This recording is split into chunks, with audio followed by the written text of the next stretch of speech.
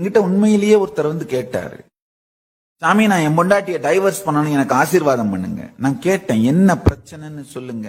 கல்யாணத்துக்கு தான் ஆசீர்வாதம் பண்ண முடியும், டைவர்ஸுக்கெல்லாம் ஆசீர்வாதம் பண்ண முடியாதுங்கய்யா.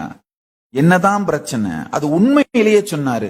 சாமி காலையில காஃபி எடுத்துட்டு வச்சா வேட்டி மேல காஃபி பட்டுருச்சு சாமி, சுட சுட சூடு காப்பி. நான் கேட்டேன், ஐயா காஃபி குடுக்கறாங்க பொண்டாட்டி, அதுவே எவ்வளவு பெரிய விஷயம், அதை வேற சூடா குடுக்கறாங்க, அது எவ்வளவு பெரிய விஷயம்.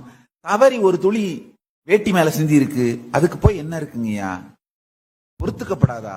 உங்களுக்கு தெரியாது சாமி, இன்னைக்கு காபி ஊத்துவா, நாளைக்கு ஆசிட் ஊத்துவா. பாவி, காபிக்கும் ஆசிடுக்கும் சம்பந்தம் இல்லையா ஐயா? என்னையா சம்பந்தம்? காஃபிக்கும் ஆசிடுக்கும் வித்தியாசம் இல்லையா? காஃபியையும் ஆசிடையும் ஐயா சம்பந்திப்படுத்தி பாப்ப. தவறி காஃபி ஒரு துளி வேட்டியில விடறதுக்கும், ஏதோ டிவி சீரியல்ல காட்டுறானுங்களே ஆசிட மூஞ்சில ஊத்துனானுங்க, அதுக்கும் கனெக்ட் பண்ணி பாக்குறதுக்கு ஒரு பேசிக் லாஜிக் வேணாமா?